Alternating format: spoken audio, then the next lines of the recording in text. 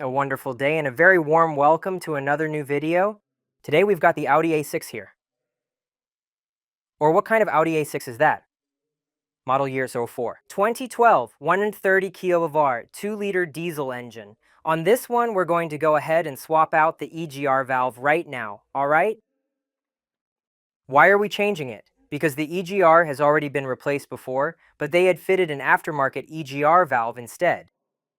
I think it's a Delphi unit, and the problem is that every now and then you still get an EGR fault, an EGR valve error, and we've checked the wiring very thoroughly as well. To be sure, honestly, yes. We sent the ECU away, and in the end the fault's still there.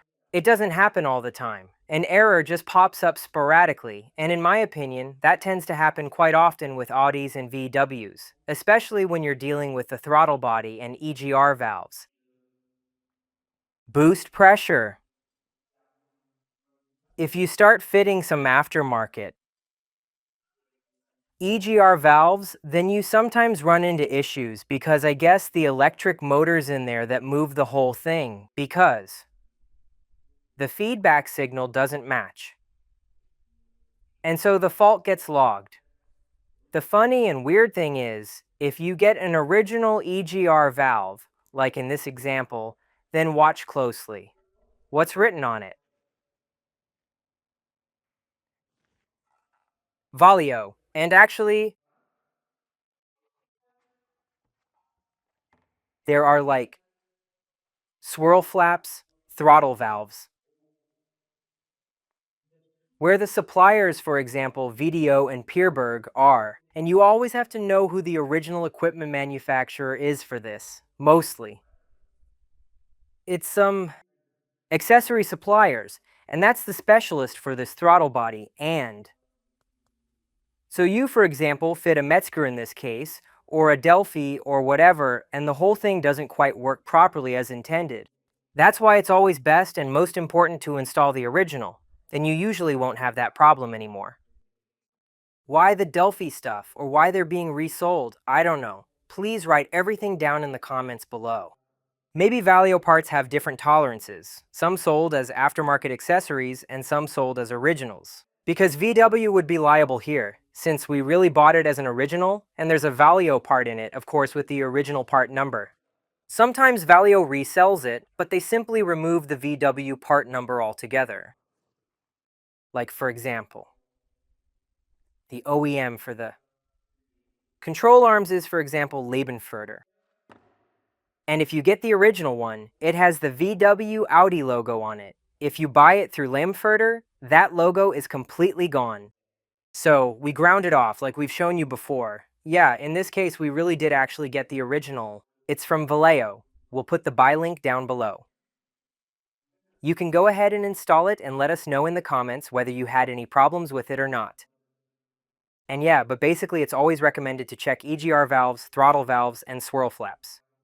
These electronic flaps should always be fitted with original parts. Or if you've got sensors, I always recommend Bosch, Hella, MGK, just like for the spark plugs in the control units. Beru, use that for fitting stuff like this. I mean, really use brand name parts. And yeah, in this case, they've been battling with it for ages, wondering why the EGR valve fault keeps getting logged, even though the EGR valve is new. And yeah, like I said, wiring, control unit, everything's been checked. The problem is most likely the EGR valve, so we're going to put an original one in here. This is the preface to the whole repair, so you don't ask why we're swapping it out when it looks new, and very important. If you're replacing the whole unit, get yourself this coolant kit. It's really important and strongly recommended.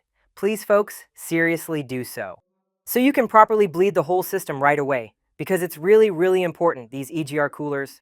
They're being flushed with coolant here, and exhaust gases pass through them, right? So why does coolant flow through? Because the exhaust gases, of course, need to be cooled. They go back into the intake system. So, and there's an EGR cooler in here. Or better put, a cooler. And the problem is, what happens here is, if you, for example, don't bleed the coolant properly, meaning you create a vacuum in the system and then fill it with coolant, before you start the engine, then you'll have the problem, or the EGR cooler can end up failing on you. Why? because the exhaust gases get here very, very fast before the system has bled itself out, and then it can happen that a spot gets so hot that the inside fails, bursts open, and you haven't gained anything. That always means an EGR cooler, or coolant in general, should always be serviced by using that specific coolant kit we link down below here. I'll just show you how it is. We've already made plenty of videos on how to bleed the whole thing properly, of course, really, indeed. We still need to do Audi. We've done VW, BMW, Opel. How you basically bleed or fill the cooling system using vacuum. And the whole process runs on vacuum. Suck all the air out, then fill it with coolant before you actually start the engine running. Really, really important number. And you can, of course, grab the case down at XXL Automotive with the discount code VIDEOVOLVE. You'll get another 5% off, so you can go ahead and get it. I think you can rent one as well. Check it out, ask around. I'd say we should really get going. Engine code is C. All right, let's go.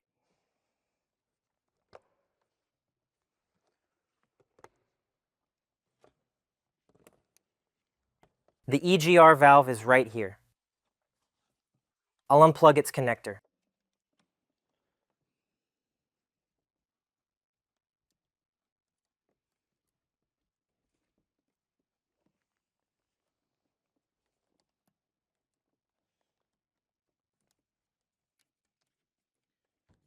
Just pull the whole thing right on out.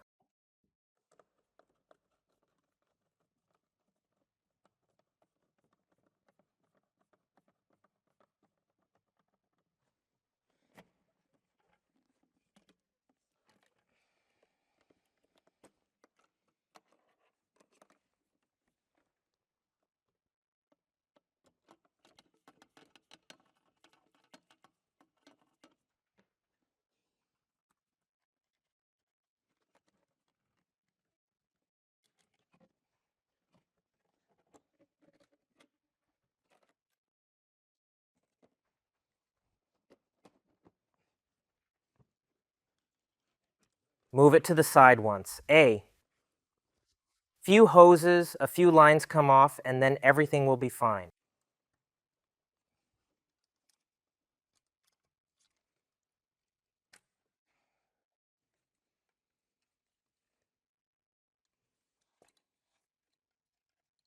Unplug lambda sensor. Unplug exhaust temp sensor. Vacuum hose.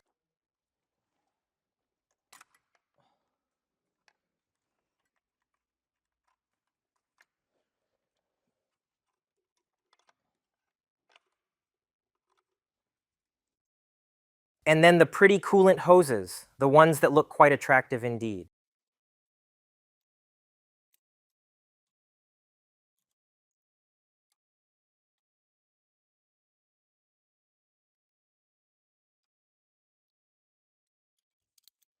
A bit tricky because the hose at the back is probably bolted on.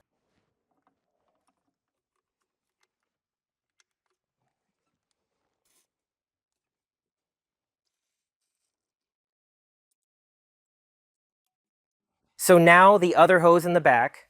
You most likely won't be able to see that much at all, really, though, honestly.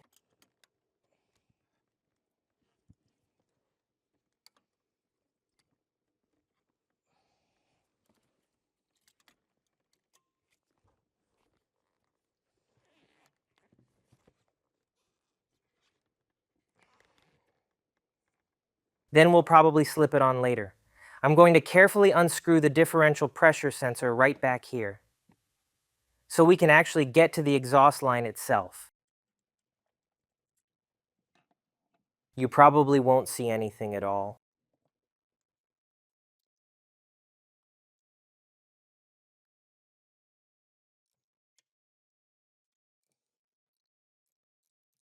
If we take the hoses off at the back, and those two screws that are basically in the line as well, that handle the exhaust, then we can use, okay, I guess, that M10 spline. Just loosen this line here.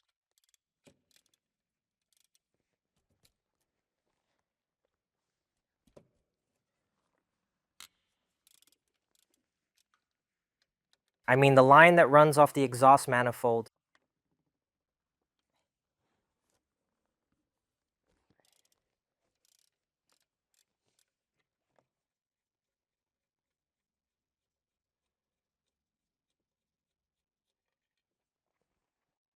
And then we should basically just undo the bolts that hold it to the cylinder head, and then carefully remove them afterwards. And then we should be able to pull the EGR cooler out together with the line.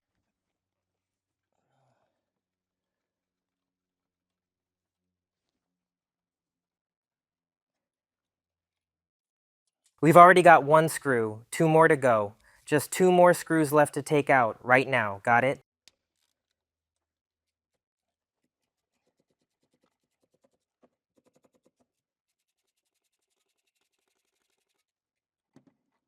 So this one's fastened with 4 screws. 1 screw isn't in there anymore. It probably snapped off. We'll see once you get it out.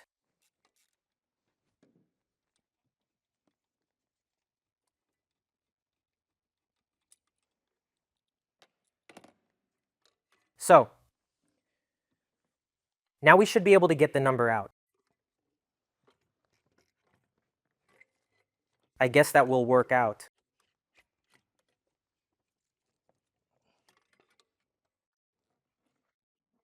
If we fit the new EGR valve, we'll of course have to unbolt the line.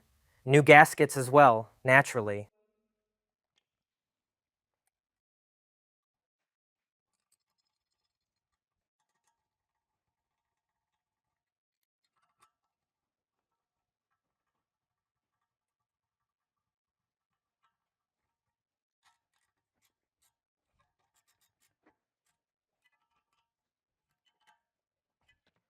That's it, then we can go and put the whole thing back in now.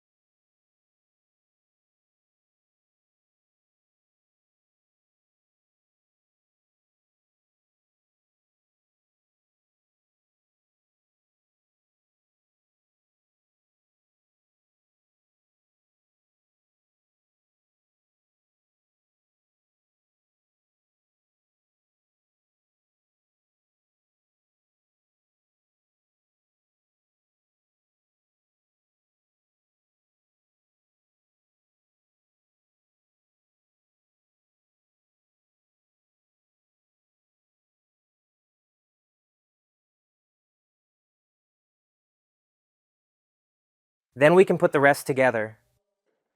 Unfortunately, I forgot to turn the sound on, so we'll do the teardown in speed mode. I will dub that in. We will have to see. Otherwise, what I showed in the video, there's also a seal here that we will, of course, replace. So the pipe runs forward to the intake, and of course, all the screws that we had loosened just previously, really, indeed. It's all a bit hard to see, because you really have to mess around here to get at it properly. But basically you saw it wash off the coolant, so just run some water over it, and put everything back together in reverse. I hope this video still helps some of you, and then we'll move on.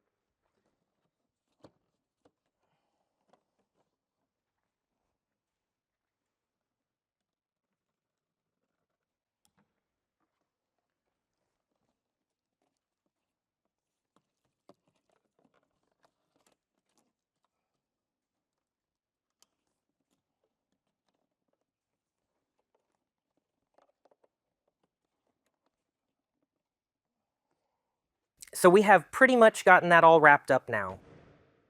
All right, folks. And that's roughly how the whole thing could look. If you want to swap it out, of course make the basic adjustments afterwards and properly bleed the coolant. With the reservoir is best, so using vacuum and be happy and drive on. If you liked the video, please give it a like and subscribe. All the important info is down in the video description, along with the buy links. And I try, if I don't forget, to include the original replacement part number for the gaskets down below. I'd say till next time, goodbye.